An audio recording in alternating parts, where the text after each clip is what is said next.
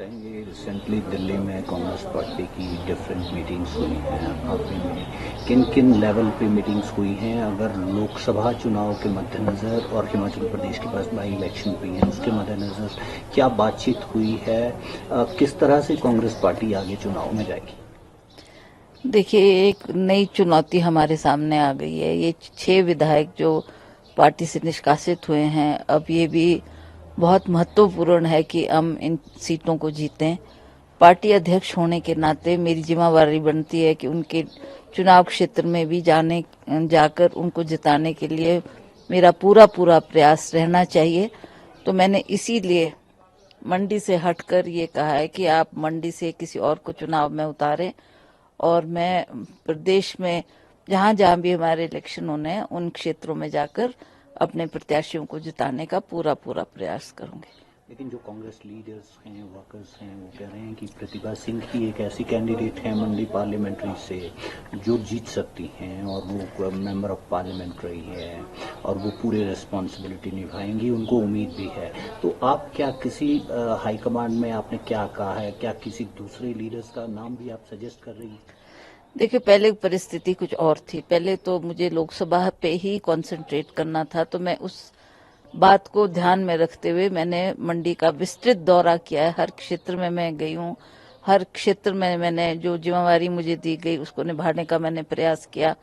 अब ये जो परिस्थिति पैदा हुई है, इन बाई इलेक्शंस जो होने जा रहे हैं, उसमें भी हमें अपने जो जिन प्रत्याशियों को हम मैदान में उतारेंगे उनको जिताने की जिम्मेवारी भी मेरी है। तो उसके लिए भी मुझे काम करना होगा और क्षेत्रों का भी दौरा करना होगा। तो मैंने ये फैसला किया है कि आप मंडी से कोई बड़ा चेहरा, जैसे ठाकुर कौल सिंह जी है, उनको आप मैदान में उतार सकते हैं। वो हमारे पार्टी के अध्यक्ष भी रहे हैं और वो मंडी को बहुत अच्छी तरह से जानते हैं। हर क्षेत्र में उनका वर्चस्व है। तो मैंने उनका नाम सजेस्ट किया है कि अगर आप ठीक समझे तो उनको उतार सकते हैं और मुझे जो आप जिम्मेवारी देंगे उसको मैं अच्छी तरह से निभाने का प्रयास करूंगी। क्या आप समझती हैं पार्टी अध्यक्ष के तौर पे आपकी जो रिस्पॉन्सिबिलिटी अब ज़्यादा बढ़ जाती हैं, 4 पार्लियामेंट्री और 6 असेंबली सेगमेंट को आपको फोकस करना होगा, यही मुख्य कारण है आप विड्रॉ कर रही बिल्कुल हैं? बिल्कुल, यही कारण है। अदरवाइज मेरी कोई ऐसी नाराजगी नहीं है। मैं तो मैदान में थी और मैदान में काम भी कर रही थी। तो मुझे लगता है ये जो बड़ी चुनौती हमारे सामने आई है, जहां लोकसभा के चुनाव महत्वपूर्ण है, वहां पर मुझे लगता है कि हमारे ये 6 बाई इलेक्शन जो होने जा रहे हैं वो भी उतने ही महत्वपूर्ण है।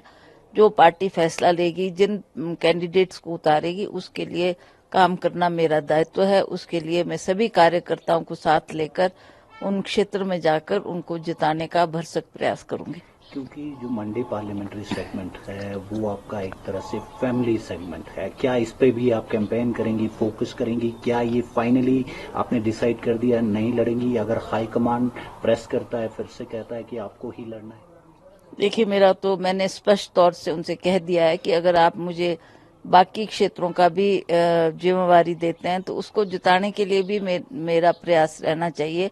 तो ये संभव नहीं हो पाएगा कि हमारे पास जो ये 2 महीने का टाइम है इसमें मैं उन क्षेत्रों का भी दौरा करूं और मंडी जो कि बहुत फैला हुआ क्षेत्र है उन क्षेत्र में भी जा पाऊं। तो इसलिए मैंने ये समझा कि जो भी काम करूं उसको पूरी जिम्मेवारी के साथ करूं। तो प्रदेश अध्यक्ष होने के नाते मेरा दायित्व बनता है कि सरकार को भी हमें बचाना है और ये 6 जो उपचुनाव हुए उसमें भी अपने प्रत्याशियों को जिताकर लाना है। तो ये भी एक बहुत बड़ा चैलेंज मेरे सामने है। तो मैं समझती हूँ कि अगर मैं इसी को अच्छी तरह से निभा पाऊं तो इसलिए मैंने अपना कैंडिडेचर मंडी से विड्रॉ किया। हम ये भी जानना चाहेंगे, क्योंकि जो सीनियर कांग्रेस लीडर्स हैं, चाहे वो स्टेट में हों, अक्रॉस द कंट्री हों, वो कह रहे हैं कि जो कांग्रेस पार्टी है they are leading through a financial crunch. पैसा नहीं है पार्टी के पास, तो उसके आधार पर चुनाव लड़ना भी संभव नहीं। क्या और दूसरा, हिमाचल में जो वर्तमान स्थिति पैदा हुई है, माहौल भी कंड्यूसिव नहीं है, क्या आपको ऐसा लगता है? ठीक है, ये मैं समझती हूँ कि एक बहुत बड़ी चुनौती है। जहां तक आप फाइनेंसेस की बात कर रहे हैं, that is for the high command to decide.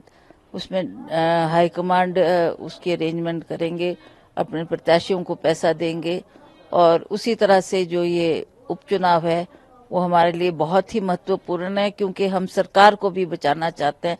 सरकार जिसको बड़ी उम्मीदों से लोगों ने चुना है और सरकार बनाई है, तो लोगों की बहुत सी आशाएं हैं इस सरकार से कि हमारे काम भी होने चाहिए, हमें अच्छे पद भी मिलने चाहिए, अच्छे कार्यकर्ताओं का मान सम्मान भी होना चाहिए।